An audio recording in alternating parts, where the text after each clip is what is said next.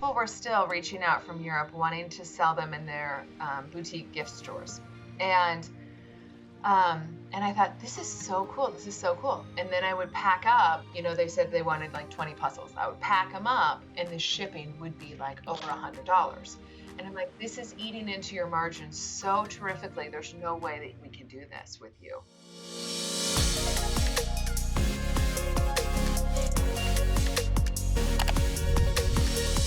Hi, I'm Chloe from Zenbox, and I'm on a mission to get brands talking about how post-purchase operations affect the customer experience. And importantly, how to deliver on promises that mean you create loyalty that drives repeat purchases. Welcome to After the Buy Button, the show that focuses on post-purchase operations to help you improve your customer experience. Today, I'm excited to be talking to Lindsey Simmonds, the owner and founder of Wonder Puzzle Co., which on their website states puzzles of images to take you beautiful places mentally and emotionally, which is really lovely. And they are truly beautiful puzzles. So Lindsey, welcome. Thank you. It's great to have you on the show. Can you tell us a bit more about Wonder Puzzle and how it came about? Yeah, absolutely. Wonder Puzzle just came from my hobby. I love putting together jigsaw puzzles, and I feel like it's a calming activity, and it's something you can do alone, or it's something you can do with friends and family. And I simply ran out of puzzles that I enjoyed putting together. So I don't want to put the same puzzle together multiple times. So I keep buying them, and I couldn't find any more to buy. And I thought, well, how difficult is it to make a puzzle anyways?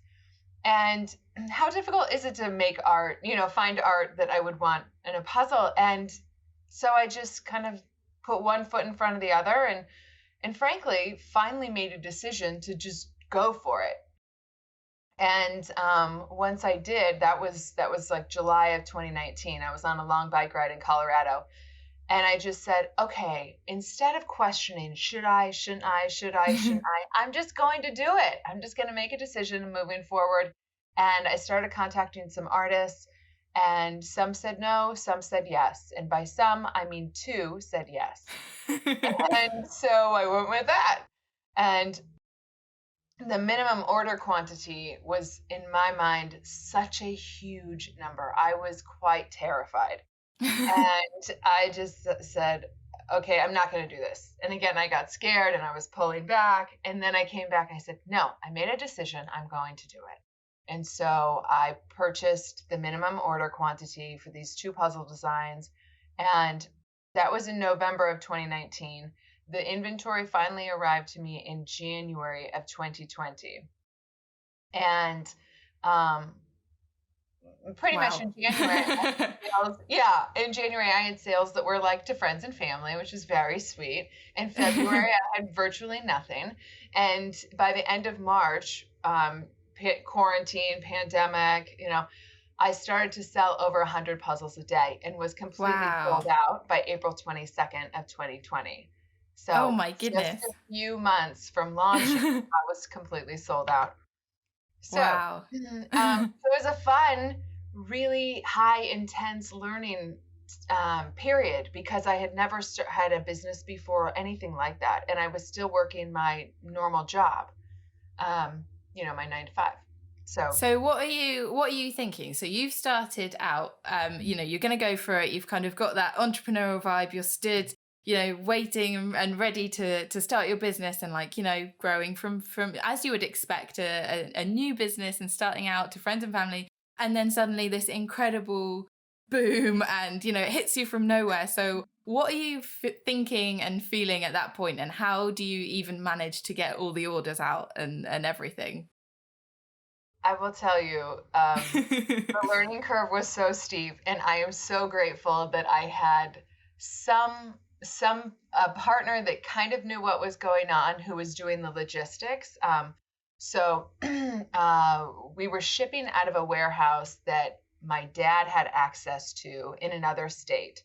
So it was far away from me, and they were shipping out, but they're not used to doing what they call eaches, which is like 1 unit.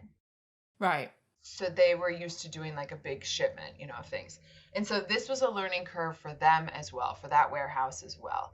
And there was no visibility, there was no software as I have now to see all the orders that are coming in, all the orders that Mhm. are going out, the duration of time that it takes for the order to ship, being able to go in there when an address is incorrect and change the address myself, to be able to add a gift message, all of these things that customers want and expect from you. We're moving, we were moving so fast, and there was no visibility for me to be able to make those changes. And so, frankly, if there was a wrong address, there was a wrong address. I could not get it changed pretty much. There was no Right. gift messages. And the shipping costs were absolutely extraordinary because we didn't have the benefit of a 3PL that would have a third party logistics fulfillment center that would have certain rates. Mm. So, I mean, maybe I would make a couple of bucks on a puzzle, but probably not. I mean, that was Oh, probably, yeah, I mean, I was really over subsidizing for shipping. So, right. with no transparency of what was going on. So financially, it was not a super exciting time.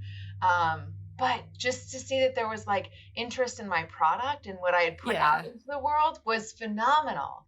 And that's definitely the fumes that kept me going. I mean, there was no question about it. I absolutely loved it. And I loved um, being able to provide a solution that created a sense of calm when people were in a pandemic and full of anxiety. And they would write me all the time and they would say, "Thank you so much. This puzzle really gave me calm, took me away from the news, took me away from social media. Mm. I felt so good while I was doing this." And it's beautiful. And it's uplifting. The colors are beautiful. It's an inspirational image of women. Um, I felt connected to myself while I was connecting the pieces. Right. Yeah. So it's a really purpose driven brand. It's about finding space for yourself and kind of disconnecting, focusing on kind of a singular thing. I think you mentioned on your website it's kind of like this form of meditation almost. You're just doing this Mhm. action, focusing on one thing, cutting off from the rest, which is totally what's needed. It turns out it's what's needed in the middle of a pandemic. Totally. Totally. And I think if we're honest with ourselves, it's needed all the time. Like Right. I'm a daily meditator, so I'm already I'm an early adopter, I guess. Or I'm definitely not an early adopter to meditation, but I am I'm a big proponent of meditation, and I think that puzzling is like meditation. And so I've coined this term, puzzletate, which is puzzling and meditating. And there are true revelations that come to you when you're puzzling, just like when you're meditating. And so I've shared a couple on my Instagram account, just about, Ah. the things that come up when you're puzzling and you're like, light bulb moment. Oh, I mean, yeah, and definitely resonates with the people who are looking for puzzles and doing puzzles to have this experience and kind of get away from everything. So that part of the purpose of the brand relates exactly and directly to the way that customers will experience the brand, the images that you've carefully selected and worked with the artists, and also kind of those operational elements. So the type of the touch points that they would experience. So the packaging and things like that. So how do you approach that element of the business, and how do you ensure that that remains consistent? Mm. It's hard to remain consistent. I'll say that mostly because I'm making changes to improve things all the time. Right. So consistency is maybe not what I'm going for. I'm going for upgrading, and Okay. so, but I think, I think about the evolution of just the box, for example. I started off with a much bigger box because I Hmm. thought bigger was better. Um, Bigger was more expensive, but it didn't make it better. Then I decided to make the box thicker so that it could withstand all of the shipping that happens, and the boxes Hmm. get thrown around inside other boxes, and you need to have a really strong box. So then I made the box stronger. And then I decided to seal the box with a plastic wrapping, like a tight plastic wrapping, because the boxes would rub together when they were shipping. Hmm. And so sometimes they would put little scratches on each other. And so by wrapping it in that cellophane, I guess you would call it, Hmm. um, that is mitigating that as well. So, but it even starts with choosing the art, choosing the art, choosing the piece size. People want 1,000-piece puzzles. I don't. Don't tell anyone. But I don't like 1,000-piece puzzles. And it made the fact that a 1,000-piece puzzle takes 4 times longer to put together than a 500-piece puzzle. So the people who want 1,000-piece puzzles are really asking for a lot, in my opinion. um, so anyway, so I've got probably, let's see, literally 20% of the puzzles are 1,000-piece puzzles. But 500 piece is a good entry to get to people who are just starting puzzling, or who, like me, just want a 4 or 5 hour activity and don't want like a 15 to 20 hour activity. Um, There's a Also, I lot to like, that. yeah, there's a lot to that. And it kind of might just feel like another item on the agenda, that needs to be picked up. And that's not Right, how I right. want it to feel. Like, for me, again, going back to like, it's a positive thing. Mm.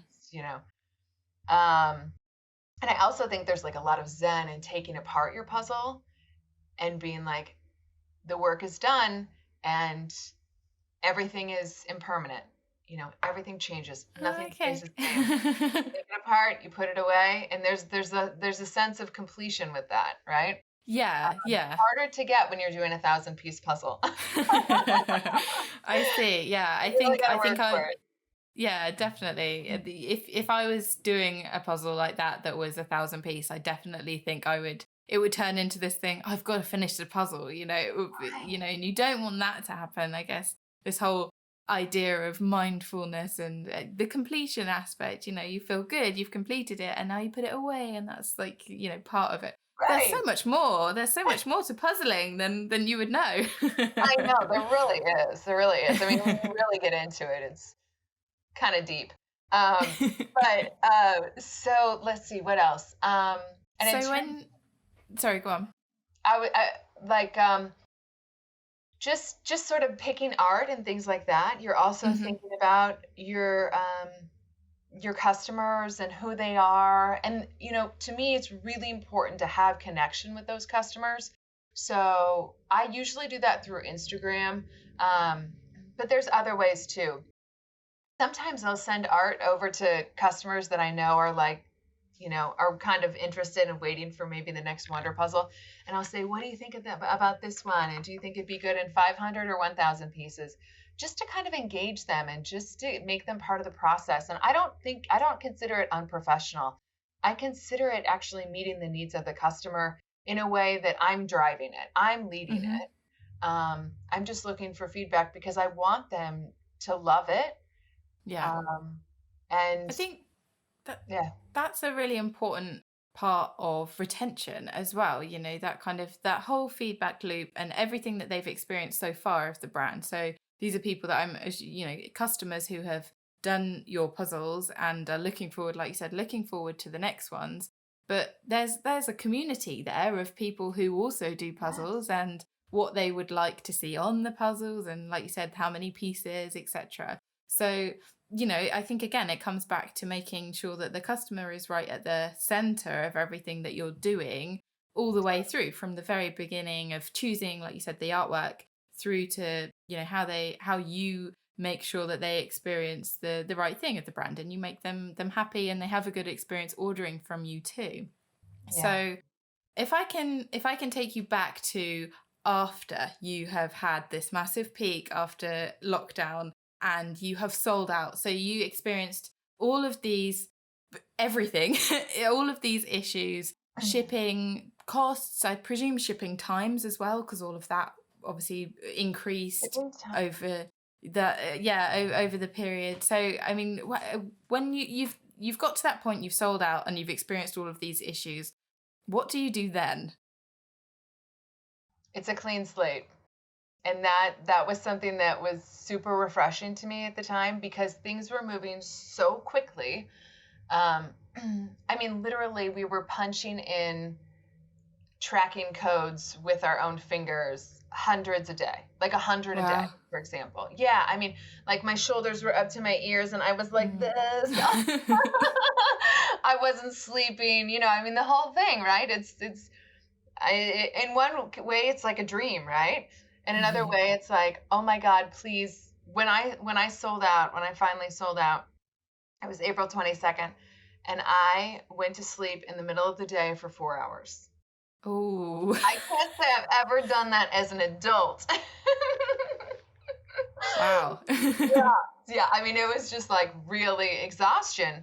Um, but I mean, just to say, I've sort of forgotten your question, but I do want to say about, clean slate. Um, when I sold out, I said, what the heck is a 3PL and how do I find one?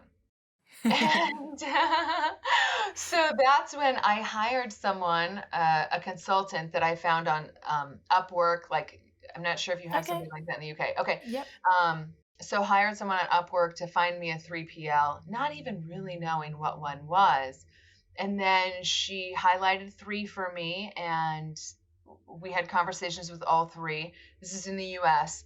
And then I decided to go with this one. And once I discovered the software and the transparency and the shipping rates and the inventory management, I was over the moon because literally what we were doing to count inventory was counting the boxes that were remaining. It was Yeah. terrifying, frankly. I mean, I look back, I'm like, oh my God, how far we've come. But yeah. Absolutely. So yeah. So you're introduced to this world then that takes you from counting boxes, literally, on a piece of paper to, 3PLs take all of that away for you. It's third party, so the standard. But I'm glad that you said you kind of had this experience of hiring a consultant, because that's actually a really, really difficult thing to do, is go and look for your fulfillment partner, because there's so many there, and there's so many different things that they specialize in. They could specialize for particular products, particular industries, but also you've got ones that are very traditional in that they are pick, pack, deliver. They do that very particular job, but aren't necessarily, you're not always going to find with a 3PL that they are enhanced by data and technology, and you're not always going to find that you can see, like you just mentioned, the inventory management system that comes with that as well, which is obviously something that's helped you immensely. Immensely. Yeah. I mean, so looking for a 3PL, I now have two 3PLs, right? So I have one in the US and I have one in the UK, which is ZenBox. And I'll tell you, because of my experience with my 3PL in the US, I was looking for some extremely powerful software, something that could give me all the transparency that I've come to know, need, and desire. Right. And so when I found ZenBox, I said, you can talk all you want to me about sales or about, whatever, but I really need to see your software. And not until you pull back that curtain can I tell you whether or not I'm interested, and will I divulge much more information about my business to you. So that it was key for me is that, and also just the assuredness of knowing what are the current problems with logistics, because there will always be problems with logistics. And I mean, in the UK, we're dealing with Brexit, and now with the EU, is it IRSS, the VAT situation the taxing that's gonna happen in the EU? There's the So many things, right? There's so many things. There's COVID, there's Christmas, there's, it's nonstop. And even the 3PL that I use in California, they started to go mostly automated, robots Right. doing the picking, because they had such high cases of COVID or quarantine requirements. And then they had the social distancing requirements, physical distancing requirements. And so they said, we can't keep up with the orders unless we start using robots who can work more closely together. Wow. So, I mean, there's been an incredible shift, I think, in 3PLs in Mm. how they've been managing everything that's happening, whether it's Brexit or COVID. Um, and international shipping has been really challenged. Yeah. So when you first came, you had this consultant. You were just to get a better idea of your business and how you set up. Were you always shipping worldwide? It was always a global company that you kind of always had that set up, and so your first steps were then sorting out the US warehouse because that's where your product was, and then going from there, or where did you start? Okay, so I didn't start international shipping until probably 5 months in when my second batch of inventory came to the 3PL.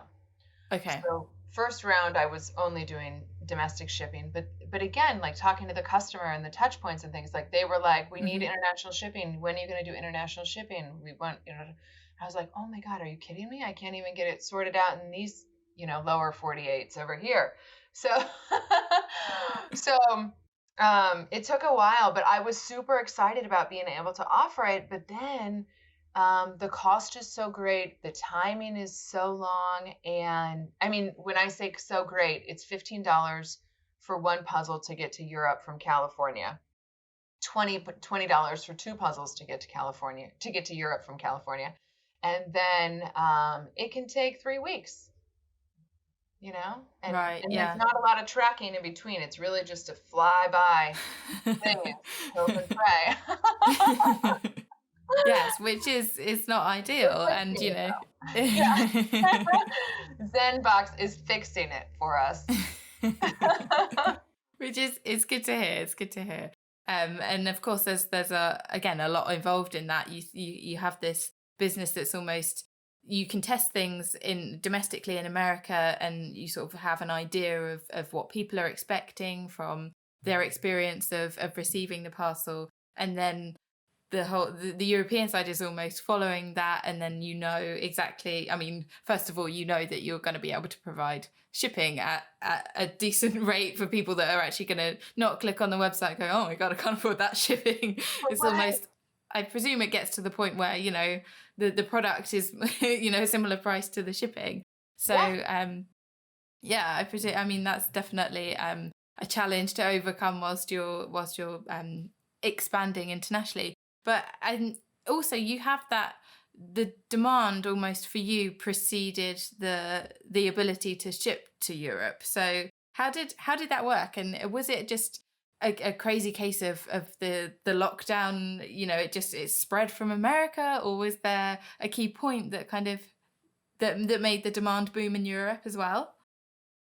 Yeah, definitely. So I had been receiving a lot of B2B requests. So Okay. retail stores in the UK wanted to, or sorry, in Europe wanted to sell the puzzles. And that had been happening from early on, maybe month 4, month 5. And and keep in mind, like I only had 2 puzzle designs. I have 10 today, but I only had 2 until May of 2020. In June, I then had 5.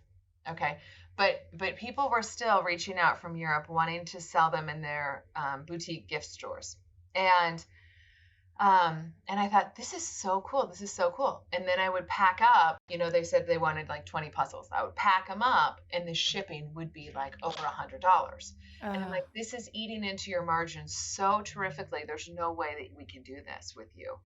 And I'm so sad to say that. So fast forward to where we are today, but um, where we're going to be able to do that from Zenbox, no problem, and it's going to be mhm. great. And so we're going to open up to whole new retailers in Europe, which I'm just delighted to. I mean, I've got a list of like 35 that I'm going to email straight away as soon as we get inventory to Zenbox, which arrives in 3 weeks. So, but what happened with Europe in terms of direct to consumer was different. Mhm. I had received orders, right? But not that many. then there was Flow magazine, Flow Germany, Right. featured Wonder Puzzle Co. in October. And all of a sudden, I was selling like crazy. 30% of my sales were going to Europe by November. Wow. It was That's unbelievable. a And when shift. yeah, huge shift. And when I'm talking about Europe, it was amazing because it started to be Germany, and then it was Switzerland and Austria and France and Italy. And then it started to go Turkey to Israel. And it was just really expansive. So, but what was interesting, like in my mind as a business owner, is I said to myself, there's something in Europe. There's something there. And I want to see if I can sell more in Europe and maybe even open a 3PL. Sounds crazy, but maybe I'll open a 3PL in 2021 in Europe, depending on how sales go for Christmas. And what I meant by that was depending if I have enough cash to be Right. able to move inventory to set up a whole new 3PL place, a whole new 3PL location. Mm. And it became so dang obvious because 30% of my sales were going to Europe. I was like, I don't have a choice. I have to. In order to keep these customers, I have to set up a 3PL because I already talked about how the expense was so great and the time to deliver was so great. And of course, these people are ordering during Christmas, during COVID, internationally. I mean, it's taking so long for them to get their order. And I was just pulling my hair out. It was so frustrating. There's nothing you can do, once you ship it off. There's not as much you can do, and it's a long way to go. So Right. so it was really cool, the direct to consumer idea, and like maybe in 2021 I'll consider opening up a European 3PL, and then here we are. And I So guess fun. it definitely sort of comes back as well to what you're saying about having the cash to kind of do that is almost a lot of what I hear from companies that are growing and just starting out, and you're waiting for the next order or set a batch of orders to come through so that you can then inject more cash and get more orders, and kind of it's almost a really kind of cyclical cycle that you're on, because you then can't, and if you don't have the data, like your kind of problem at the beginning, as you explained, you experienced all of the orders and a lot of business coming through, but you couldn't see what that was, where they were ordering from, and you didn't have the data around the tracking of ship it off and wherever it goes. So that's kind of, it didn't enable you to make any better decisions because you still had no idea what was going on. Totally. Yes. 100%, what she said. Right. So Yeah. yeah, so you get to this point, and I think that's kind of exactly as you said, your first American warehouse, your warehouse in the States, and 3PLs enabled you to do that, and so you knew what you were looking for when it came to Europe. So now you're in a better decision where you can see what comes in, where it's going, where you should be focusing your efforts in terms of coming back to the start of customer acquisition again, because you're all the time building this great sort of community of puzzlers, but you're also expanding and reaching new audiences, which is really interesting, because you're on Etsy and Amazon. But am I right in saying that most of your orders are coming through your direct to consumer website? You are right, but it's been a long journey. Right. Um, so I will definitely say, like during the height of the pandemic, when there were over 100 orders a day, they were coming from Etsy. Okay. Yeah, So a lot of people, yeah, finding you through different ways and different methods and channels. yeah, Really, like you've said, kind of Flow magazine must have started it, and then they're looking for puzzles during lockdown, and so there's kind of so yeah, many reasons why it boomed for you. yeah, yeah, definitely.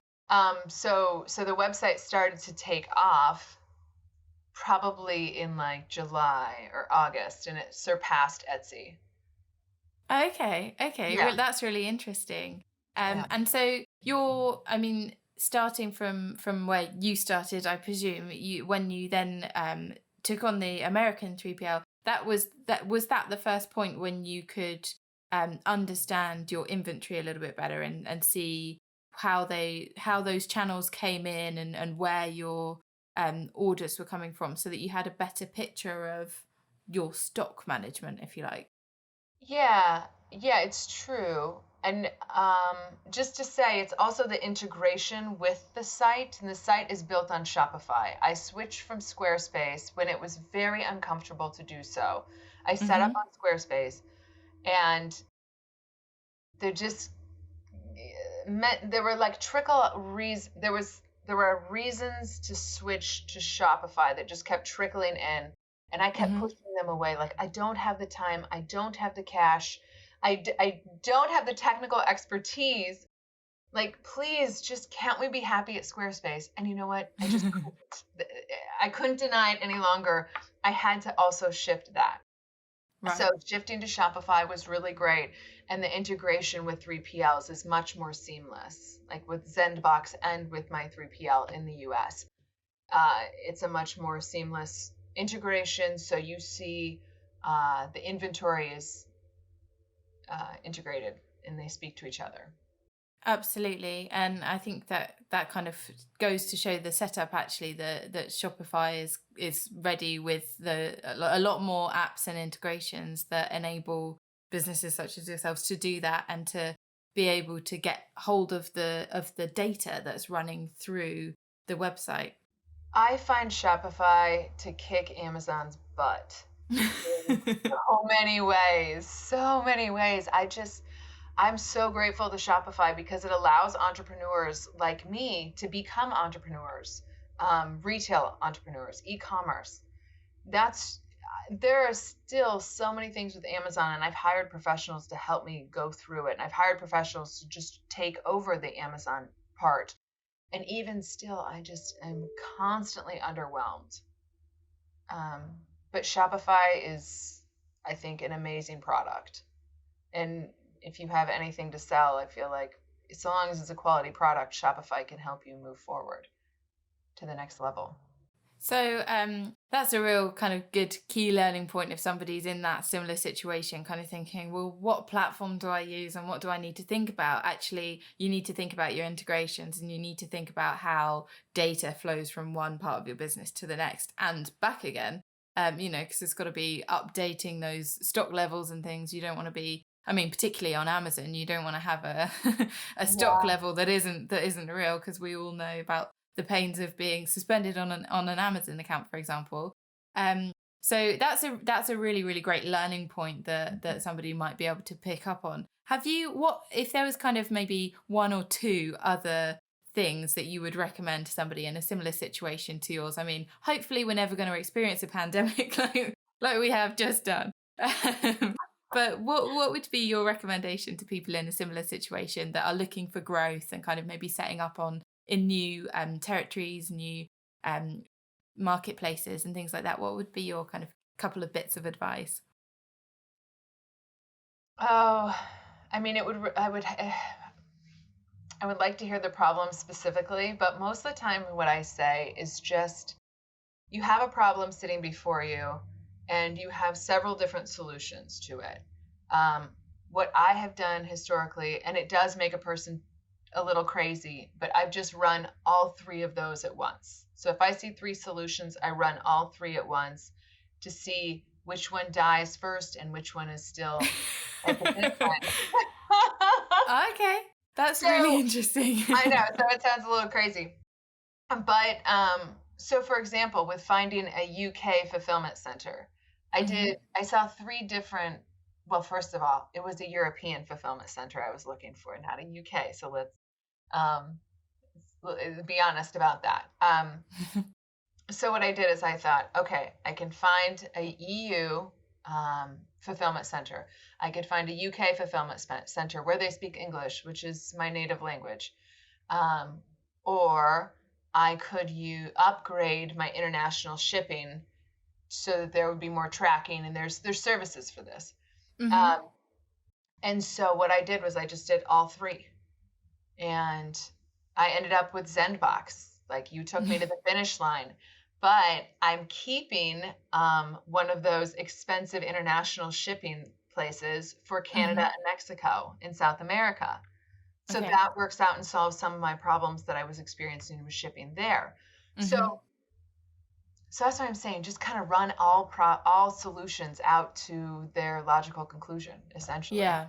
Okay. So you don't actually know what might work for you. And I guess almost kind of as you first said when you went to answer the question was, I do have to know the exact situation to tell you an Right. answer. But I think overall what you're saying is, you do need to test and see and Yeah, figure out exactly what's going to work for your brand as opposed definitely. to just saying that this is the right thing for all of them. I think that's a really important point that a lot of people do kind of they're looking for advice and how to make the next step without making any mistakes. But that's a true entrepreneur, right? Is making all of the mistakes and giving it a go and seeing what happens.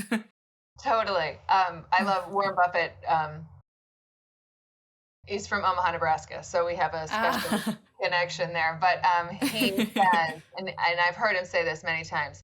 He said, "Don't be afraid to fail, and don't be afraid to admit failure. But you have to document it. You have to understand why it failed, so that you don't repeat it." And so that is something I've been hearing, for 20 years, and I feel like it's so true that there's no such thing as failure. Like, I live my life, I have no regrets. Did I do this or do that somebody might look at and be like, tisk, tisk, tisk, that's not the right thing to do? Yes, of course. But do I regret it? Absolutely not, because it all led me to where I am today. And I'm really happy with where I am today. And I know tomorrow is going to be better. Right. But that's the same thing with entrepreneurship. It's like, unless you try something, you don't know whether or not it works. You could say it was a mistake that I didn't find a 3PL at the beginning, but I wouldn't know what I love about a 3PL had I, you know, right? What I appreciate so much. I wouldn't know the Yeah. difference. So it's all, Absolutely. yeah. And I think when you're a small business, you have to start without a 3PL. I mean, you have to do it in your, bedroom Yeah. somehow, pack it up. It's often not right, is it? You don't have the stock. Like we said, you're not sitting on the money, you don't have anywhere to, you need to operate on a very kind of small time and build it and build it. And that is a very natural evolution of a business. You're right, you don't often start with a 3PL just right there for you. But I think that kind of summarizes a little bit quite nicely actually to lead into my final question, which is about where you get your inspiration from. You've already mentioned Warren Buffett. I don't know if you're going to go down this down that line, but the kind of do you look to any resources? Are there any books that have like guided you or inspired you and helped shape your outlook? Maybe other kind of podcasts. Is there Yeah. anything that you would and that that you live by or that you would recommend to others? All right. Well, while you've been talking, four have popped to my mind, but my God, I'm sure everything I do is it's influencing me, and I'm, constantly um, filling up my brain with different stuff, aren't we all? But okay, so the first thing that I would say is my big female role model entrepreneur is Dame Anita Roddick. So she set up the Body Shop, and I mean, you as a Brit probably know all about her. But I will say, like, that was definitely my influential upbringing. When I was 12 and 13 years old, my whole wardrobe was the Body Shop t-shirts, graphic t-shirts. I would have like against animal cruelty, like splashed Yeah. all over me all the time, right? That was it was so instrumental for me. I feel like she was such an inspiration, and you know, I every so often I remember her as an Mhm. inspiration, but now I feel like with Wonder Puzzle Co, she is the inspiration. Um, Oh. I would have never seen myself here without seeing her there. Yeah, so she's amazing. She was an activist and an entrepreneur, and she said so much in the way that she sold products. So she's amazing. Definitely a role model for me. Um, Oh, Unfortunately, absolutely. she passed away, but she is still a role model for me. Um, yeah. The other one I was thinking about was Benetton ads. I don't know Okay. if you remember Benetton ads, but I'm 40, so I do remember Benetton ads. And they were people of all different colors. And Mm. even they had like albino people, people with red hair, people with extremely black skin, people perfectly Asian, like just everything all smashed up together in their clothing. And it was like so gorgeous. I mean, stunningly gorgeous. And so I feel like I would like to emulate that in my puzzles in some way, I'm not selling clothes, so it's a little bit different. But honoring diversity for the beauty that it is something Right. that I find just so eye-catching. Yeah, Absolutely. I think it kind of adds to your brand as well that I mean, you have these kind of clear messages, and like you mentioned, there's a lot of kind of female empowerment and in the images that you've got, and like you said, a lot of kind of diverse representation, which is yeah, great that actually you've combined your medium really, that you've used yeah, puzzles to communicate something else, which is really important, and that does illustrate the entrepreneurship again, kind of doing something different but doing it for or with a cause and things in mind, which definitely ties those two inspirations of yours together. So yeah. that's really lovely to hear. Thanks. I do feel like it is an extraordinary gift to be able to create something and put it out into the world, because what I'm creating is the way that I want the world to see and be, Hmm. and so to honor that diversity and to honor women and to be uplifting and to be colorful. These are all the things that I want like my world to be. So I'm just sharing it, and thank God there are people who also like that. So Absolutely. it's pretty fun. Um, Oh, I know the well. other thing I want to say is Peloton has been a huge inspiration for me. Well, they're a brilliant D2C brand. They're really, pushing everything, and that is all about their marketing and people coming to them for one specific thing over and over again. They're doing Totally. it right, definitely. And I feel like I can just get on the treadmill, get on the Peloton app, and I can listen to what they're saying. And it's like they know what I'm dealing with as an entrepreneur that day. And it's like quick therapy while you're getting your workout and getting your endorphins on. So I feel like that's also a great influencer for me. Just saying. That's good. I think that's a brilliant note to end on as well. That is like energy. Totally. Perfect. Well, thank you so much for joining me on the show today. Thank And you, it's been a Chloe. pleasure speaking to you. You too. Thank you.